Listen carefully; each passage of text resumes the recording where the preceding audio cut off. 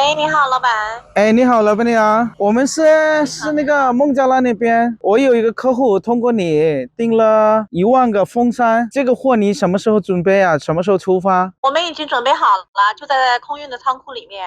哦，空运的仓库里面，因为这对，边是我们周四的时候发货。嗯，好的，已经这安排好了。这边是马上有天气有变化的嘛，所以呢，我们就着急要用的这个货，还有那个客户要求，客户要求是他要过去跟你们谈话，先看一下你们的工厂，这个应该没问题吧？啊，没问题，随时欢迎他过来。好的，估计我们下个星期五我们就过去找你们，可以吗？可以，可以，没问题。好的，那我这边订机票订完了，就把机票发给你们，到时候你们就过来，麻烦你过来接一下我们，好吗？好的，没问题，到时候你把机票发给我吧。好的，哎，谢谢啊，感谢。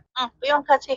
好，再见。好的। চাইনিজদের সাথে ব্যবসা করতে গেলে কমিউনিকেশনটা একটা ইম্পর্টেন্ট ফ্যাক্ট, যেহেতু চাইনিজরা আমরা কম বেশি জানি, ইংরেজি জানা লোকেরাও ইংরেজি বলতে চান না, তারা তাদের ল্যাঙ্গুয়েজে খুব কমফোর্ট ফিল করেন।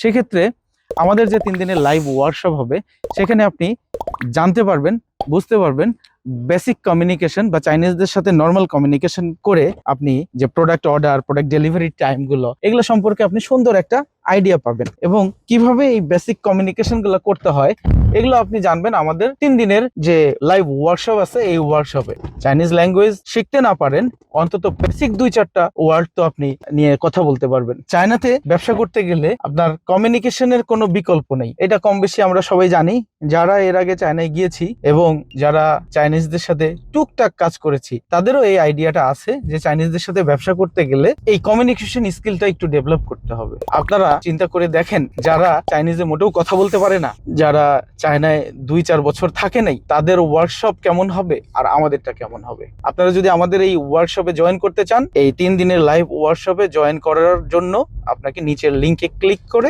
রেজিস্ট্রেশনটা সম্পন্ন করতে হবে।